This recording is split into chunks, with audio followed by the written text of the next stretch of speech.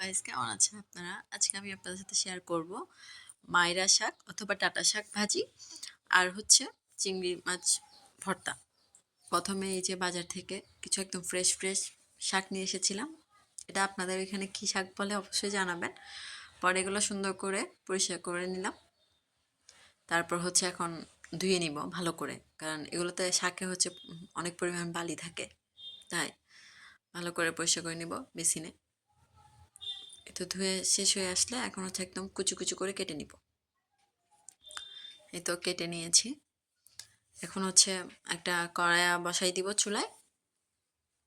ধুয়ে তারপর হচ্ছে এটা শুকিয়ে আসলে সেখানে হচ্ছে তেল দিয়ে দিব।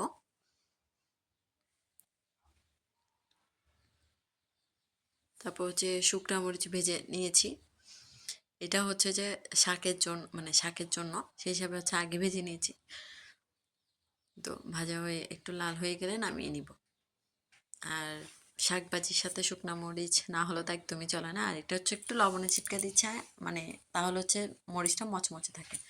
তারপর হচ্ছে যে শাকের জন্য রসুন বেছে নিলাম কয়েক কোয়া, তারপর সেখানে শাকটা দিয়ে দিলাম। শাকটা এখন একটু ঢাকনা দিব যাতে একটু মজা আসে বা একটু কম হয়ে যায়। তারপর এখন ঢাকনা উঠিয়ে নাড়াচাড়া করে নিব।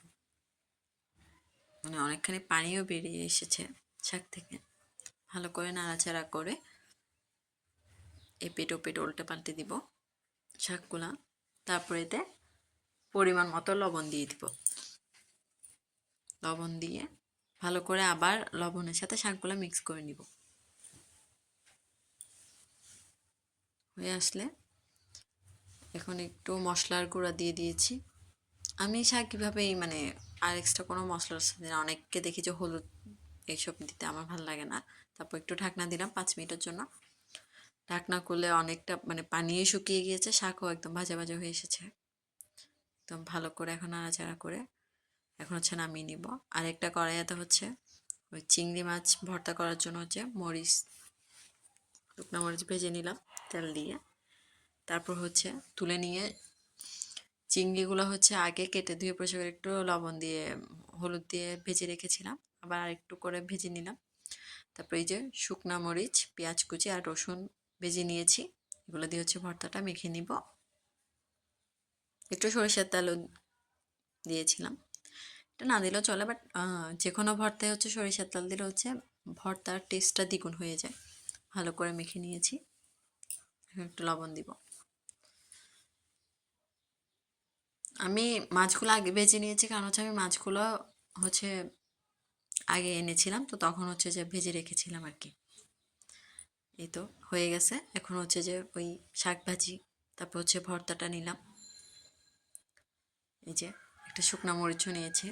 এখন হচ্ছে খাওয়ার পালা, আপনাদেরকে দেখাচ্ছি। আমি এত স্পিডে মাখি না, এটা জাস্ট এমনি স্পিড করে দিয়েছি ভিডিওর জন্য, না হলে ভিডিওটা অনেক লং হয়ে যাচ্ছে। তারপর হচ্ছে এখন একটু শাক ভাজি নিব, একটু মরিচ। এই তো খুব মজা হয়েছে। আর শাক ভাজি ভর্তা থাকলে তার কোনো কথাই নেই বাঙালির জন্য। তো এভাবে আপনারা আমার পাশে থাকবেন অবশ্যই। কেমন